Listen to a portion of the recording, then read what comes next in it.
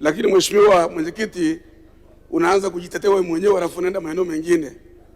Wabunge hapa tunapata huduma ya bima kwa maana ya mbunge, mke au mume na watoto. Wazazi wetu hawamo kwenye ile bima. Nimekaa hapa kipindi chote sijapata maelezo ya maana kwa nini wabunge wazazi wetu hawatibiwi na bima hii ambayo tunapata hapa. Mheshimiwa Mwenyekiti, wako wabunge hapa vijana, wengine hawajaolewa, wengine hawajaoa, wengine ni wagane na wengine ni wajane. Na watu ambao wana wazazi wao ambao watoto wao hao vijana walipo mbungeni, ikiwepo na mimi. Wazazi wetu walilima kahawa, wakawinda wanyama, tukasomeshwa. Lakini mzazi anaugua, mbunge anahangaika na mzazi wake. Hili jambo limeleta taharuki katika familia. Ningeomba Mheshimiwa Waziri uniambie ni sababu gani imezuia wabunge wazazi wetu wasitibiwe kwa bima zetu? Hilo la kwanza. Jambo la pili, Mheshimiwa Mwenyekiti, wagonjwa kienda hospitalini wanaenda kumwona mgonjwa, kuna kitu inaitwa consultation fee. Yaani ili mganga msikilize analipia. Lakini mgonjwa huyu akishamaliza kupata maelezo ya daktari, anaenda pale dirishani, anatakiwa changia gharama ya matibabu, fedha ile ameshamaliza. Hivi ni kwa hawa watumishi madaktari hawa wanalipwa na kodi za Watanzania hawa. Ni sawa na walimu, sawa na watumishi wengine. Kwa nini mgonjwa alipe fedha ndio aelezwe mgonjwa wake? Kwa nini sigeuzwe? Mgonjwa akishaelezwa ugonjwa wake, aende dukani, fedha alionayo achangie matibabu. Kwa hiyo ningeomba jambo hili Mheshimiwa Waziri pia uliangalie.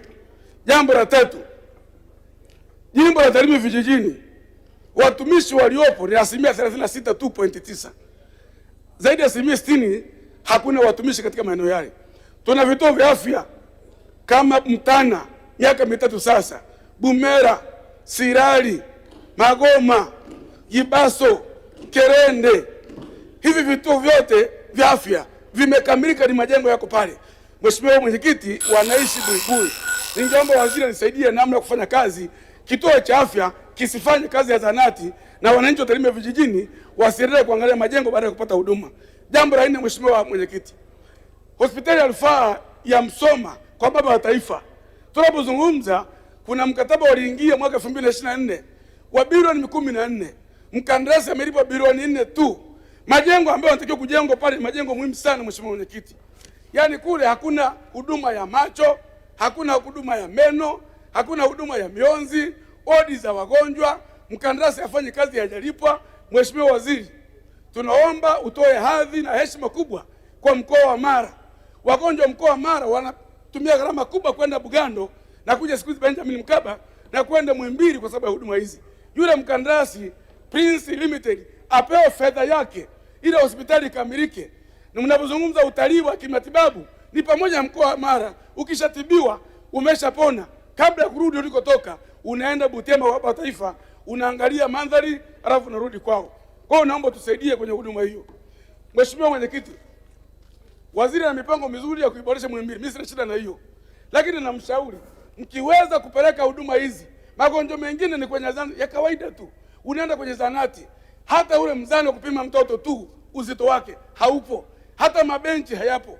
Boresheni huduma kwenye zanati, boresheni huduma kwenye kituo cha afya, boresheni huduma halmashauri za wilaya, boresheni huduma za hospitali za rufaa za mikoa. Msongamano wa hospitali kubwa hizi utapungua Mheshimiwa Waziri.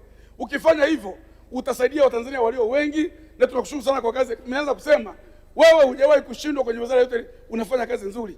Lakini tusaidie kutoa huduma ambayo ni nzuri. Na hospitali ya Muhimbili tunaunga mkono kuboreshwa. Tumeenda nchi zingine. Mheshimiwa Mwenyekiti, ningeshauri Mheshimiwa Waziri, pamoja na majengo ya magorofa, wekezeni kwenye utaalamu ubobezi. Wekezeni kwenye vifaa tiba katika maeneo yetu.